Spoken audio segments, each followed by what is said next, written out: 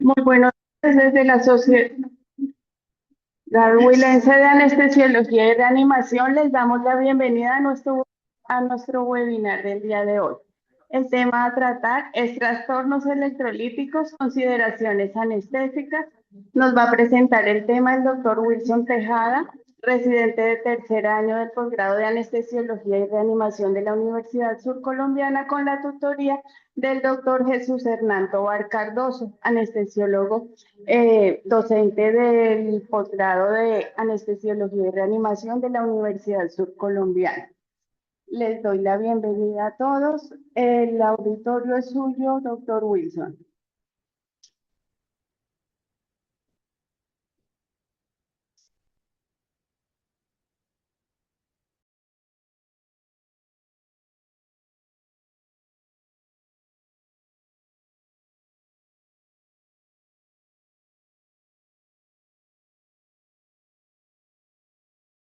Buenos días, ¿me confirman por favor si hay audio? Bueno, muy buenos días a todos. Mi nombre es Wilson Tejada, para los que no me conocen, soy residente de tercer año de la especialización de anestesiología de la Universidad Surcolombiana. El tema que quisimos tratar el día de hoy en compañía del doctor Jesús Hernández está correlacionado específicamente a los trastornos de electrolitos que podemos tener y específicamente las consideraciones dentro del manejo perioperatorio, eh, que de manera importante nosotros vayamos en este punto.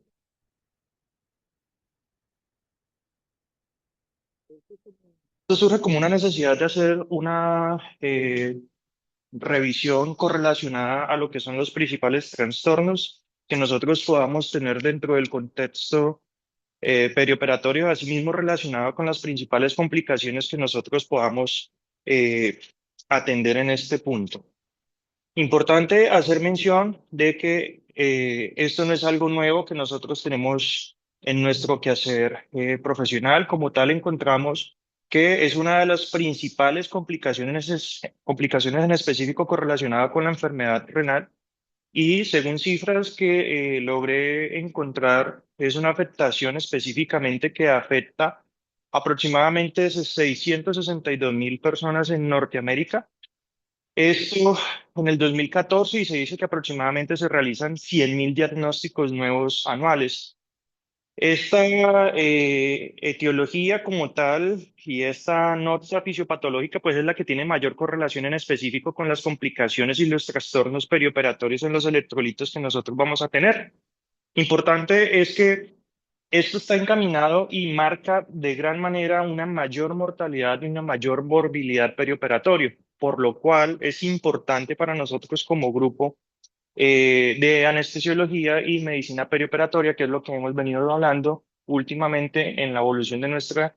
especialidad, pues tenemos que minimizar los riesgos en este tipo de pacientes, asimismo en específico para los pacientes que van a ser sometidos a cirugías selectivas en consideración de enfermedad renal crónica y en el contexto de los pacientes que van a ser sometidos a cirugías ya sea urgentes o emergentes, asimismo hacer una elección lo más optimizada posible para tratar de llevar dentro de las mejores condiciones y prepararnos dentro del periodo intraoperatorio en este grupo de pacientes. Importante y como se logra evidenciar acá, vemos que dentro de los principales que nosotros tenemos en el contexto perioperatorio, pues va a estar la hiponatremia, que tiene una prevalencia de aproximadamente del 15 al 30% de todos los pacientes hospitalizados. Esto como tal nos va a encaminar a una mayor estancia hospitalaria, asimismo mayor morbilidad, mortalidad, complicaciones e inclusive, como lo voy a mostrar más adelante, pues los resultados posoperatorios van a ser más desfavorables en el contexto de este tipo de pacientes que se someten a intervenciones quirúrgicas. Asimismo, la hipercalemia va a estar correlacionada en hasta el 10% de los pacientes que están correlacionados con una enfermedad renal crónica que no tengan un adecuado control. Uno de los principales riesgos que nos sometemos con este tipo de pacientes es que van a estar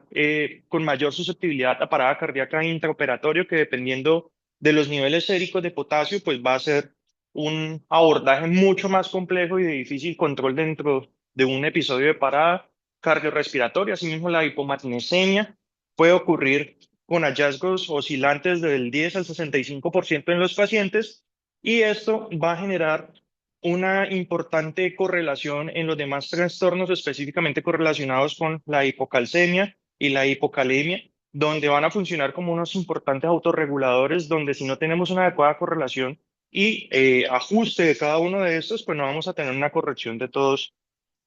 en los pacientes. Asimismo, la hipofosfatemia, que si bien es cierto, dentro de nuestro quehacer anestésico muchas veces lo pasamos por alto, también es importante y en condiciones donde hay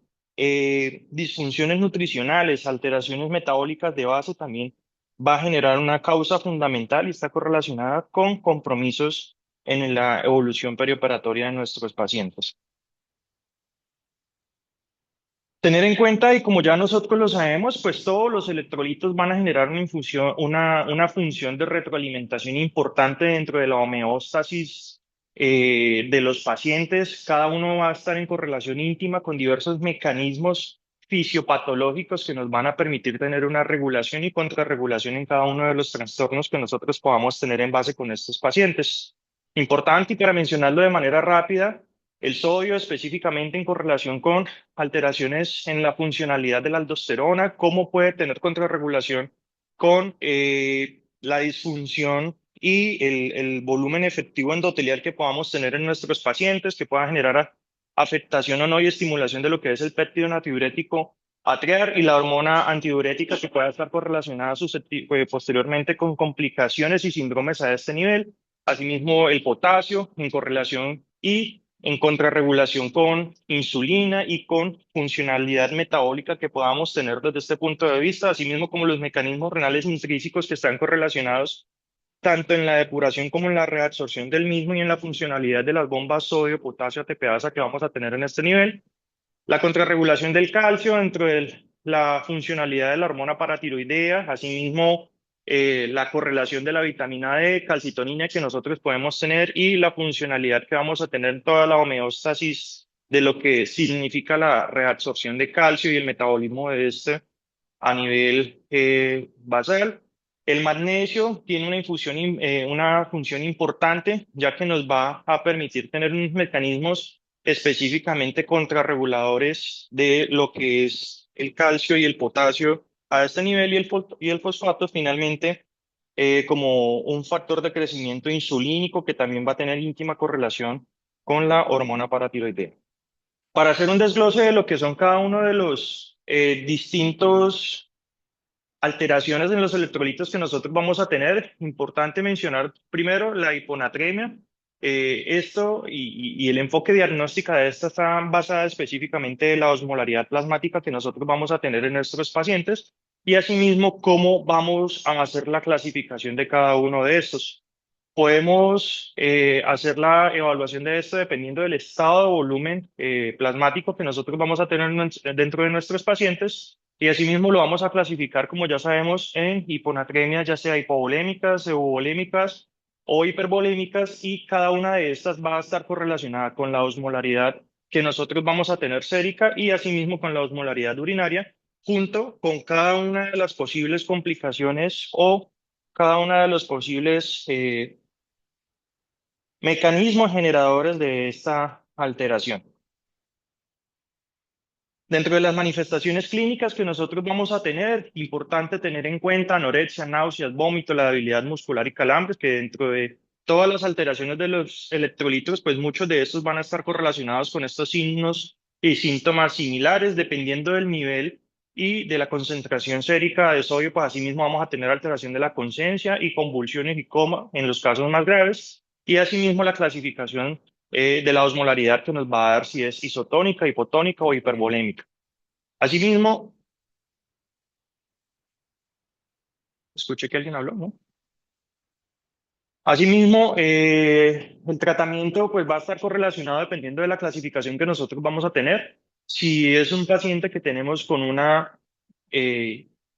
hiponatremia uvolémica, esto correlacionado con un síndrome de secreción inadecuada de hormona antidiurética, pues asimismo la restricción hídrica va a ser Importante, si es hipovolémica con solución salina, hipertónica en los casos donde tengamos síntomas severos para hacer la corrección de la misma y agentes farmacológicos que podemos también tener a largo plazo, como el tolvaptan, para ayudar a la corrección de esto. Tenemos la fórmula de déficit de sodio que nos va a permitir hacer la corrección de este y asimismo permitir tener el aporte y la corrección de este dependiendo de lo que nosotros tenemos. Es importante tener en cuenta como corrección máxima se debe hacer de 8 a 10 mil equivalentes litro en 24 horas para evitar complicaciones como la mielinolisis osmótica, que está correlacionado como uno de los principales temores que nosotros tenemos cuando hacemos la corrección de esta. Asimismo, la hipernatremia, importante correlacionar que va a tener un déficit relativo de agua libre en en este grupo de pacientes respecto a las concentraciones del sodio corporal. Sus manifestaciones van a estar específicamente correlacionadas con estupor, insuficiencia renal, convulsiones, coma y deterioro de la capacidad de concentración a nivel renal. Esto correlacionado específicamente con las concentraciones séricas y asimismo dependiendo de la complejidad de este, pues vamos a tener los síntomas que nosotros vamos a tener. Importante hacer la clasificación etiológica de lo que es la hipernatremia. Tenemos que buscar y cómo podemos reemplazar el déficit relativo que tenemos de agua, si está específicamente correlacionado con pérdidas de agua a nivel gastrointestinal o si tenemos asimismo una alteración nefrogénica que va a estar correlacionada con una hipersecreción de agua a nivel renal que pueda generar un aumento en la concentración de sodio y esto específicamente correlacionado con el síndrome de hormona de insecreción inadecuada de hormona antidiurética, que lo vamos a mencionar más adelante. Asimismo, si tenemos diuresis osmóticas específicamente correlacionada por estados metabólicos no controlados, como estados hiperosmolares, manitol o urea inclusive. Asimismo, correlacionada con disfunción de receptores primarios que nosotros vamos a tener a nivel central, alteraciones en los mineralocorticoides que también van a generar disfunciones, entre otros. Y vamos a ver cómo la pérdida de agua a nivel celular también va a estar correlacionada específicamente en estados donde podamos tener afectación en el sistema nervioso central, ya sea correlacionada a infecciones de este sitio o a traumatismos, ya sea trauma craneoencefálico o noxas desde este punto de vista. Para hacer mención, y me parece importante traer aquí lo que es la diabetes insípida, importante conocer que tenemos dos clasificaciones, una que está correlacionada específicamente a nivel central, que se produce cuando tenemos una deficiencia per se central de la secreción de la hormona antidiurética. Esto tiene como consideración especial cuando hay procedimientos neuroquirúrgicos que tengan intervención directamente en la hipófisis y que generen alteración en el núcleo supraórtico y paraventricular a este nivel que va a generar una alteración en este punto. Importante que como medicamento compensador o como prueba terapéutica que nosotros podemos tener, pues estamos con la desmopresina, que como tal es un análogo de la vasopresina y que nos va a funcionar para este tipo de afectaciones. Importante monitorizar la diuresis, los electrolitos séricos en este tipo de pacientes específicamente sometidos a procedimientos neuroquirúrgicos. Asimismo, la diabetes insípida nefrógena, que como tal es una resistencia que vamos a tener a la hormona antidiurética y que como tal nosotros lo que necesitamos es hacer una reposición de agua libre por vía enteral o destroza al 5%. Es importante tratar una causa subyacente, ya sea que esté correlacionada con medicamentos extrínsecos, con hipercalcemia, con diuréticos tiacídicos que también puedan generar una alteración en la función de, el filtrado del sodio a nivel glomerular.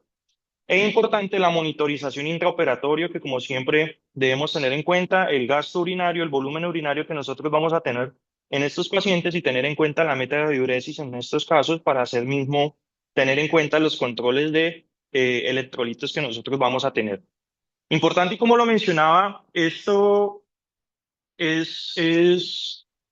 eh, una editorial que si bien es cierto es un poco vieja, salió en el 2016 y cita un artículo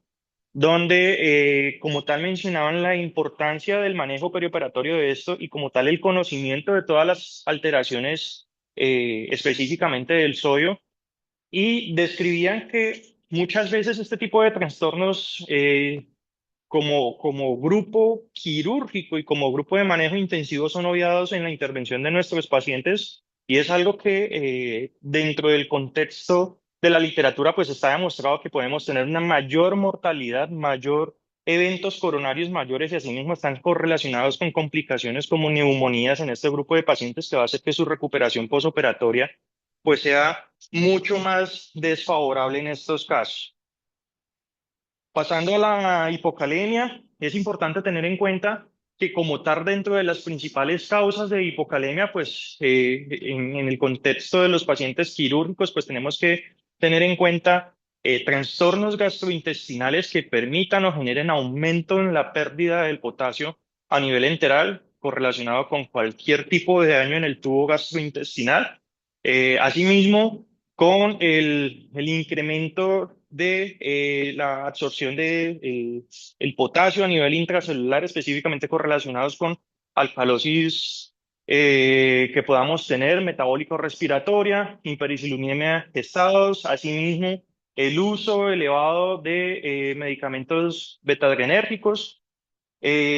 asimismo, la hipotermia también correlacionado como marcador importante. Y por otro lado, tenemos lo que está en correlación al incremento en las pérdidas urinarias, ya sea como el uso de diuréticos, el uso excesivo primario de mineralocorticoides, que también está correlacionado con aumento en la excreción de potasio a nivel renal, la hipomagnesemia, que vuelvo a mencionarla acá dentro de la correlación del, del potasio y asimismo, estados donde tengamos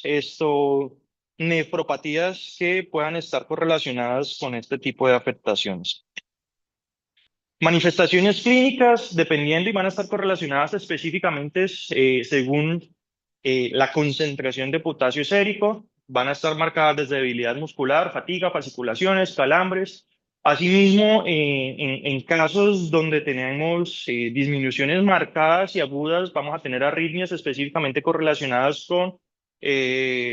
actividad de escapes ventriculares, taquicardia, reentradas, ectopias y conducción erradas. Esto específicamente en los cambios más severos, pero a medida que nosotros vamos teniendo alteraciones progresivas, vamos a tener una prolongación en el intervalo PR, prolongación en el QRS y asimismo vamos a tener unas ondas U prominentes que van a ser correlacionadas con este tipo de afectaciones, asimismo como aplanamiento de las ondas T. Importante, el tratamiento pues va a estar encaminado dependiendo de el estado en el que nosotros podamos tener a nuestro paciente, desde una reposición oral tolerable cuando sean estados leves, hasta inclusive reposición endovenosa, ya sea por vía periférica o por vía central, dependiendo de la afectación. Importante tener en cuenta la infusión periférica, como ya sabemos, máximo de 10 hasta 20 miliequivalentes esto por hora, pero se prefiere como tal la vía periférica para la reposición. Importante tener en cuenta fármacos que puedan tener precipitantes del potasio a este nivel y la corrección del magnesio siempre suele ser correlacionada a esto, porque si no tenemos una correlación efectiva y la reposición del magnesio, pues no vamos a tener una resolución de estos síntomas en el paciente, así hagamos la reposición que nosotros tengamos. Aquí podemos ver en este diagrama, en este electrocardiograma, perdón, cómo vamos viendo una prolongación del intervalo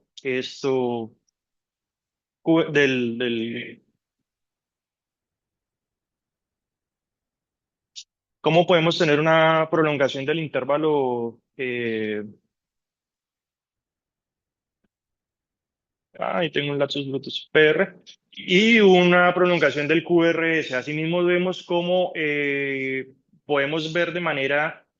donde tenemos la flecha en negra prominente, las ondas U que van a estar correlacionadas con este tipo de alteraciones. Hipercalemia, importante tener en cuenta que es una concentración sérica de potasio por encima de 5.5 miliequivalentes litro. Como tal, va a constituir una urgencia electrolítica y puede ser una de los principales desencadenantes de paro intraoperatorio como tal.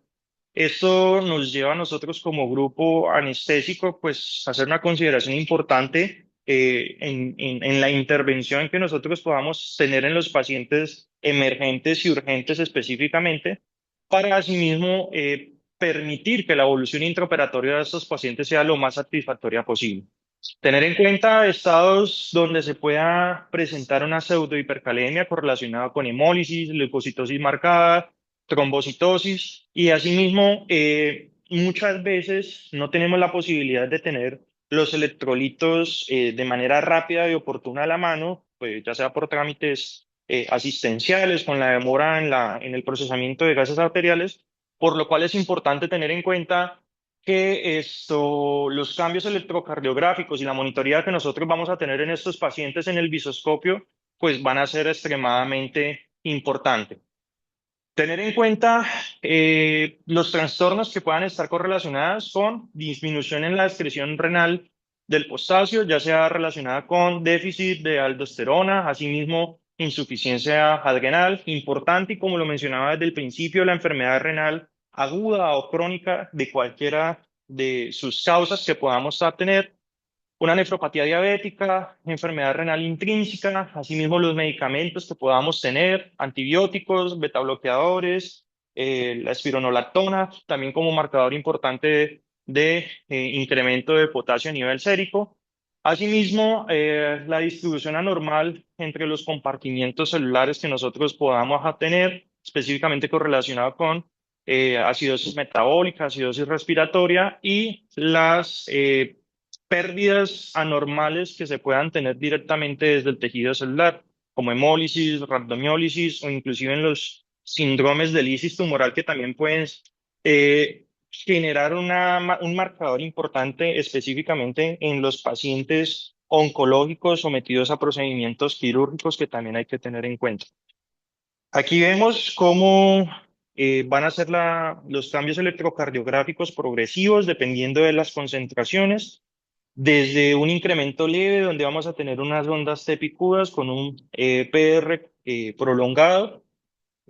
Asimismo, si tenemos un potasio sérico moderado, vamos a tener un complejo QRS más prolongado y los segmentos ST pueden generar latidos ectópicos y finalmente en concentraciones graves por encima de 8 equivalentes litros, pues vamos a tener un ensanchamiento progresivo de lo que es el QRS con una onda sinusoide y finalmente pueda generar una fibrilación ventricular, asistolia y asimismo en correlación con desviación del eje, bloqueos de la rama del haz y bloqueos fasciculares. Esto es muy importante y como lo mencionaba previamente,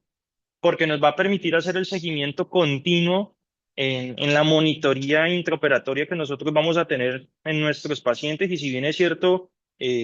dependiendo del contexto clínico, unos electrolitos basales previo al procedimiento quirúrgico, pues nos va a ayudar a tomar decisiones terapéuticas, el seguimiento electrocardiográfico va a ser importante.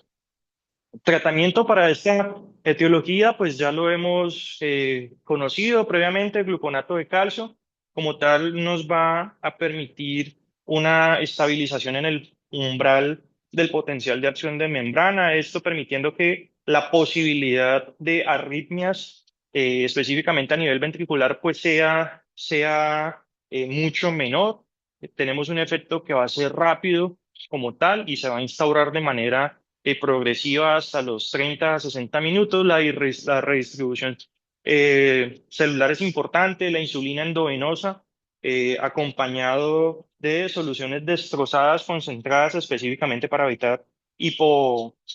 hipoglicemia en este tipo de pacientes. Asimismo, en condiciones donde tengamos acidosis metabólica severa es importante, pues el bicarbonato también nos va a ayudar a revertir eso y ayudar con la concentración, a disminuir la concentración de potasio a una concentración basal más permisible y el salbutamol nos va a ayudar también como en la absorción de calcio, de potasio a nivel intracelular. La eliminación corporal, se pueden utilizar diuréticos específicamente con la furosemida. También hay unas resinas de intercambio que se puedan utilizar. Estas pues en nuestros medios van a ser más escasas y pues finalmente en condiciones críticas la hemodiálisis va a ser mandatoria en este tipo de pacientes. Dentro de las alteraciones del calcio, importante tener en cuenta la hipocalcemia. Esto como tal nos va a generar alteraciones específicamente en la funcionalidad neuromuscular, generando tetania, irritabilidad neuromuscular. Asimismo, está correlacionada con laringoespasmo y nos puede generar parestesias periorales y en concentraciones progresivas, pues va a generar una prolongación del intervalo QT y va a generar un riesgo de torsade de Point y en los casos más severos convulsiones. Tratamiento, pues la suplementación de este, ya sea con cloruro de calcio o con gluconato de calcio, va a generar una corrección y asimismo la corrección mandatoria de magnesio es importante. Importante tener en cuenta las causas en este tipo de pacientes cuando vienen de una unidad de cuidado intensivo, la sepsis, depresión de magnesio, que son bastante frecuentes, y en condiciones postquirúrgicas, postparatiroidectomía, pues evaluar la PTH que también pueda estar correlacionada con esto. En caso de hipercalcemia, vamos a tener letargo, constipación, poliuria, nefrolitiasis, debilidad muscular, fatiga. Vamos a tener ya, en caso contrario, ya un acortamiento del intervalo QT, estupor y coma. Importante tener en cuenta como principal etiología malignidad correlacionada con tumores de la, de la tiroides, de la paratiroides. Esto, y el tratamiento, hidratación vigorosa, diuréticos de asa y bifosfonatos, que como tal están correlacionados también para hacer una inhibición de los osteoclastos y asimismo permitir una reabsorción de calcio a nivel óseo en mayor medida. El magnesio, pues, lo he venido mencionando en toda la charla, es importante porque no solo tiene un efecto metabólico per se, sino que va a ser un contrarregulador muy importante específicamente con lo que es el calcio y el potasio. Este tiene un contransportador importante a nivel renal que va a ayudar a contrarregular la excreción específicamente del potasio y como tal las concentraciones y la corrección de este es mandatoria a la par del potasio y el calcio. Síntomas y signos que podemos tener: temblor, tetania, debilidad muscular y ensanchamiento del QRS y pico en onda C. Y como tal va a estar correlacionada ya sea con pérdidas que podamos tener en diarreas crónicas, con malabsorción intestinal, en cirugías del tracto gastrointestinal, específicamente con cirugías de bypass intestinal o cuando tengamos, dentro de otras causas, nefrotoxicidad farmacológica. El tratamiento, suplementación de este, ya sea por vía oral o por vía endovenosa, teniendo en cuenta las concentraciones séricas de este, haciendo un seguimiento continuo de esto y en condiciones donde tengamos alteraciones en la función renal de estos pacientes, pues también tener en cuenta cómo puede generar mayor incremento en las concentraciones de manera rápida si tenemos una reposición abrupta. Asimismo, tener en cuenta la hipermagnesemia, que como tal vamos a tener también afectaciones neuromusculares, causas perioperatorias, antiácidos, enema, malnutrición, fallo renal. Y el tratamiento como tal es la expansión de volumen, diuréticos que se utilizan en este punto de vista, y también el gluconato de calcio como antagonista temporal y en el peor de los casos, hemodiálisis cuando hay fallo renal. Tener en cuenta las consideraciones anestésicas, pues que en estados de hipermagnesemia todos los relajantes despolarizantes y no despolarizantes pues van a generar un incremento en su tiempo de vida media, por lo cual también es importante conocer esto y en condiciones de enfermedad renal pues también tenerlo en cuenta. Alteraciones del fósforo, hipofosfatemia y hiperfosfatemia correlacionadas específicamente también con trastornos en la funcionalidad neuromuscular. Dentro de las principales causas de hipofosfatemia tenemos el síndrome de retroalimentación, que es la más frecuente específicamente en pacientes hospitalizados, y la cetoacidosis diabética. También está el alcoholismo, la desnutrición y quemaduras graves. La reposición pues se tiene que hacer de manera endovenosa, de manera cautelosa para evitar complicaciones. Y cuando tenemos hiperfosfatemia, la principal, ya sea quelantes de fósforo, restricción, hemodiálisis en fallo renal avanzado. Eh, las complicaciones intraoperatorias que nosotros podamos tener en este tipo de alteraciones pues van a ser muchas, como lo hemos mencionado. Yo pienso que dentro de lo que a nosotros nos generaría mayor preocupación, ya sean las alteraciones cardiovasculares como primer énfasis, Posteriormente, las complicaciones ventilatorias que nosotros podamos tener estos pacientes que van a estar sometidos a una debilidad ventilatoria progresiva, a una disfunción ventilatoria. En pacientes sometidos a anestesia general, pues va a ser más difícil obtener parámetros ventilatorios que nos permitan tener una extubación en este grupo de pacientes. Y pues finalmente las complicaciones neurológicas que van a estar correlacionadas con estados de severidad marcados, inclusive edema cerebral, convulsiones intraoperatorias, y que nos va a llevar a nosotros a hacer unas correcciones más cautelosas de este tipo de alteraciones. Asimismo, la inestabilidad hemodinámica correlacionada específicamente con trastornos del calcio que pueda generar alteraciones en la contractilidad miocárdica y el tono vasomotor, que va a permitir y a favorecer una vasodilatación refractaria a vasopresores de primera línea. Entonces, dentro de las consideraciones prequirúrgicas y de la evaluación que nosotros vayamos a tener dentro de estos pacientes, pues como siempre, la valoración preanestésica es fundamental en todos los pacientes que van a ser sometidos a un procedimiento anestésico. Importante conocer per se el estado basal con el que ingresa el paciente a nuestro quirófano, si está correlacionado con alguna disfunción urinaria, alguna disfunción metabólica que genere este tipo de alteraciones en los electrolitos. Y si como tal no tenemos correlación de electrolitos séricos, pues es mandatorio, dependiendo del contexto clínico, pues hacer una correlación de cómo están los electrolitos basales en estos pacientes. Asimismo, la función basal, la función renal basal, gasometría y un EKG nos va a permitir saber desde qué punto iniciamos con nuestro paciente y cuáles van a ser las intervenciones y la prevención intraoperatoria que nosotros vamos a tener. Asimismo, la intervención de los fármacos a los cuales ha sido sometido el paciente durante su estancia intrahospitalaria, ya sea diuréticos y ECAs, ARA2, que están correlacionados con la excreción de electrolitos a nivel renal, AINES, corticosteroides, inhibidores de bomba de protones, digoxina, aminoglucósidos, que también va a ser importante correlacionar para asimismo pensar en posibles alteraciones que vayamos a tener a este nivel y asimismo tener una optimización preoperatoria dirigida que nos va a permitir hacer una corrección, si bien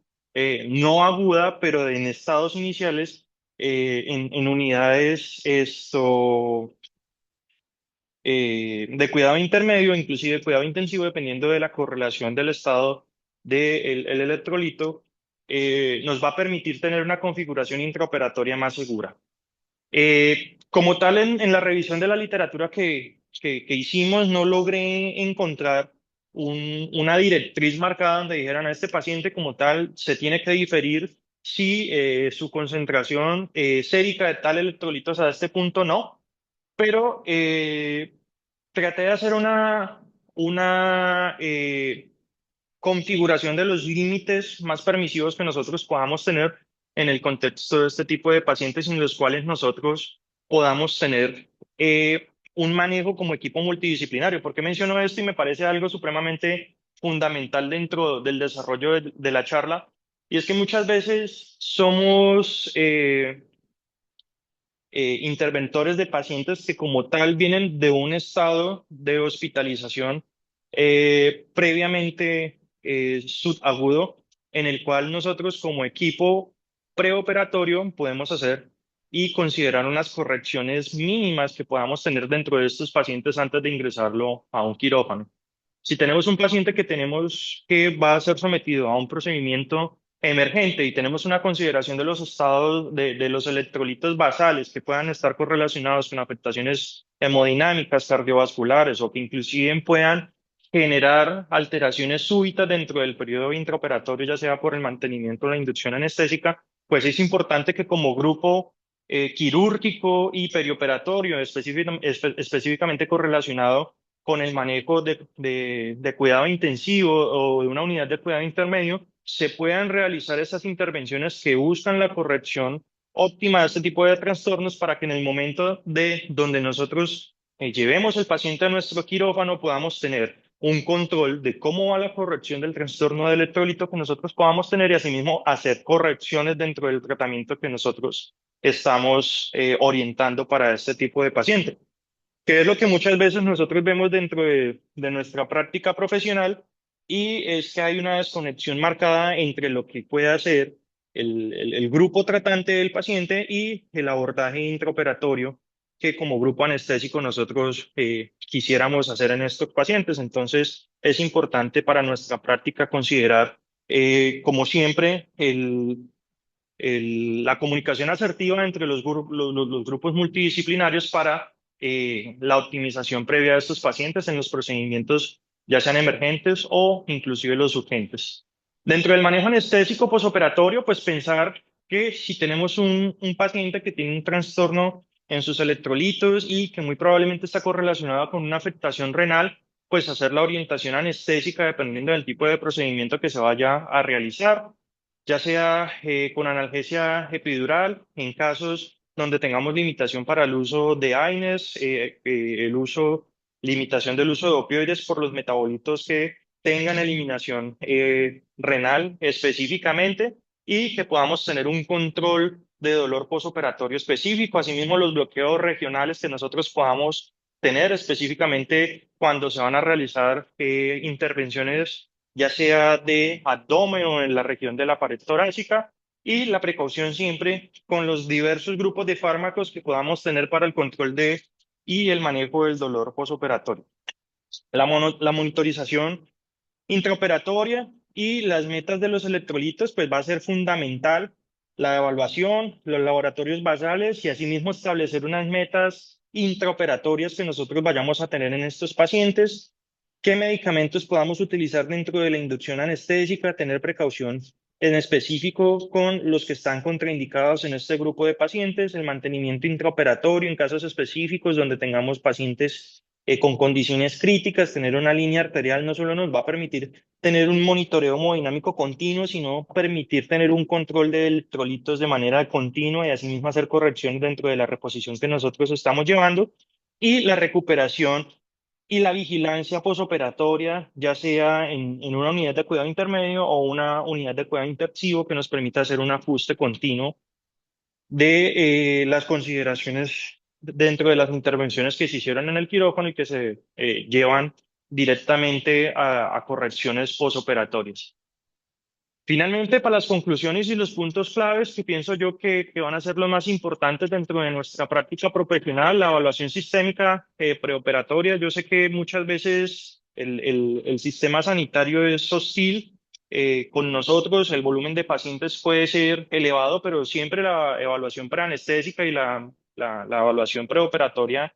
completa de estos pacientes es fundamental, tener en cuenta la enfermedad basal que tenga el paciente, tener en cuenta la evolución de los trastornos correlacionados con esta enfermedad basal y las posibles intervenciones que nosotros podamos tener, umbrales que van a generar cierta condición donde vamos a hablar con el grupo terapéutico si se difieren o no se difieren los pacientes, en condiciones donde específicamente tengamos unos electrolitos basales marcadamente disminuidos o aumentados que permitan hacer una corrección o el inicio de una corrección previa al procedimiento quirúrgico. Asimismo, las precauciones farmacológicas que nosotros vayamos a tener y finalmente hacer una corrección controlada y una monitorización continua dentro de todo el procedimiento intraoperatorio en este tipo de pacientes. A mí me gusta mencionar en las charlas que yo siempre hago dentro del posgrado a las personas que yo más quiero y a las cosas que me motivan a mí todos los días. Y menciono a mi perrito Chiqui. Él lleva conmigo desde hace 5 años. Hace un año quedó en silla de ruedas y se cumplió el aniversario hace un par de días de esto y pues quiero mostrarlo acá porque a pesar de su condición, él sigue siendo feliz en su sillita de ruedas y nos sigue llenando de mucho amor. Quedo atento ante cualquier pregunta, inquietud, duda y muchas gracias a todos por escuchar.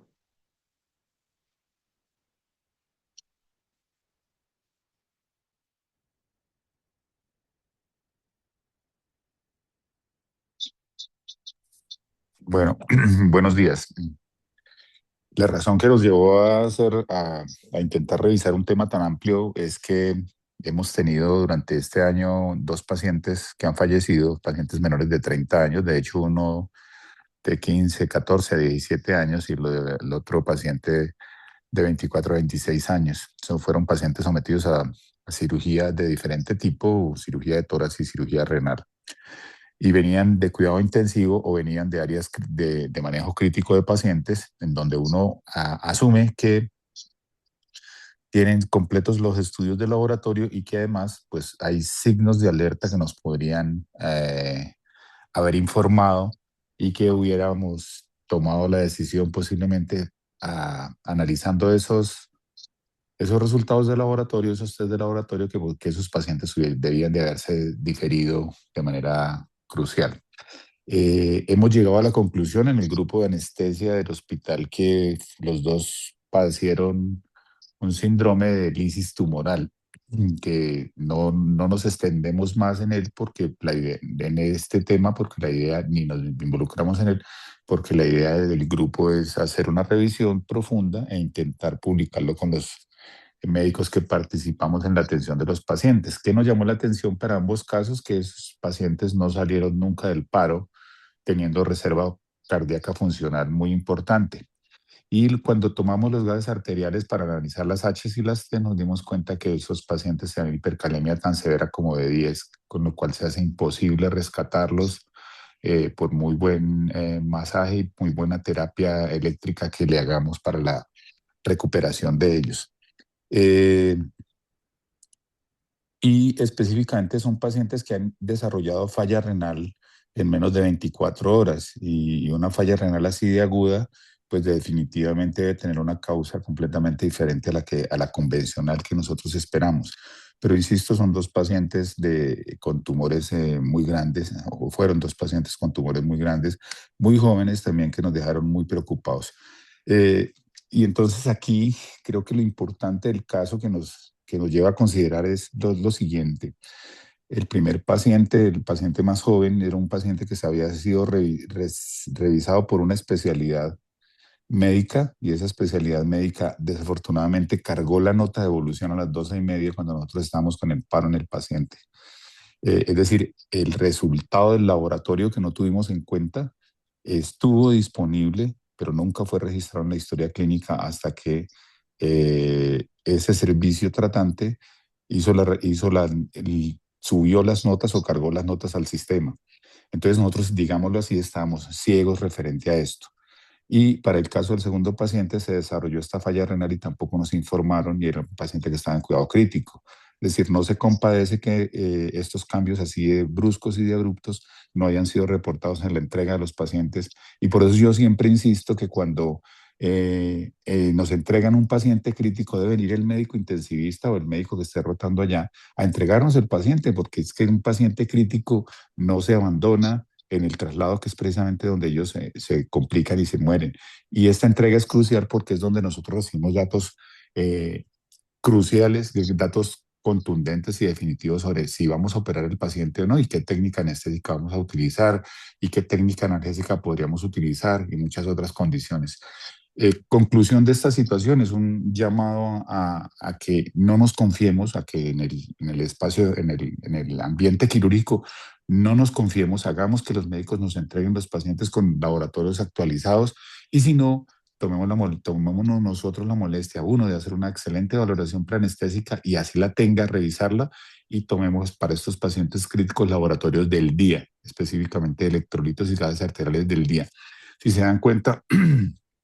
los dos pacientes estuvieron absolutamente vigilados todo el tiempo y fueron pacientes que, por su complejidad, además, tuvieron toda la monitoría invasiva disponible. Entonces, los cambios eléctricos electrocardiográficos que nos mencionó Wilson ahí, definitivamente no son tan frecuentemente observables hasta cuando el paciente hace la fibrilación ventricular. Entonces, es el llamado a la acción de una manera diferente, es el apersonarnos del paciente con una valoración antes de pasarlo al quirófano, con la revisión última de los exámenes y si no lo tenemos, hacerlos tomar en ese momento o pedirlos para que nos lo reporten inmediatamente antes de la recomendación que yo les haría de manera más importante como compromiso de la charla. Sí, yo no sé si alguien nos quiere aportar algo más. Muchísimas gracias por la asistencia, muy amables.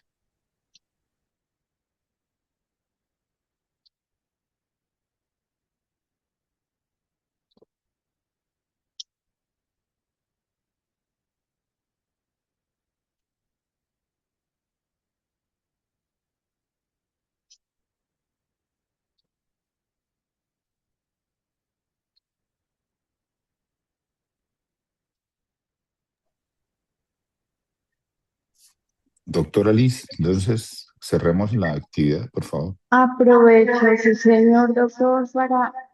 agradecerle a Wilson y agradecer también a usted, doctor Tobar, este tema tan importante que nos han traído el día de hoy. Esta discusión académica pues nos enriquece a todos de manera constante y también les quiero encargar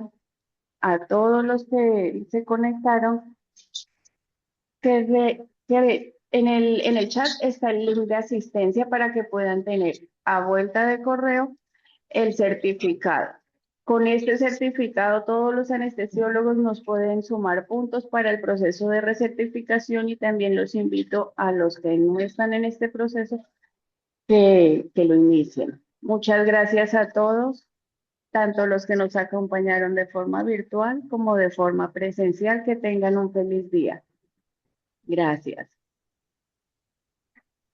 Muchas gracias a todos. Feliz día. Feliz día para todos.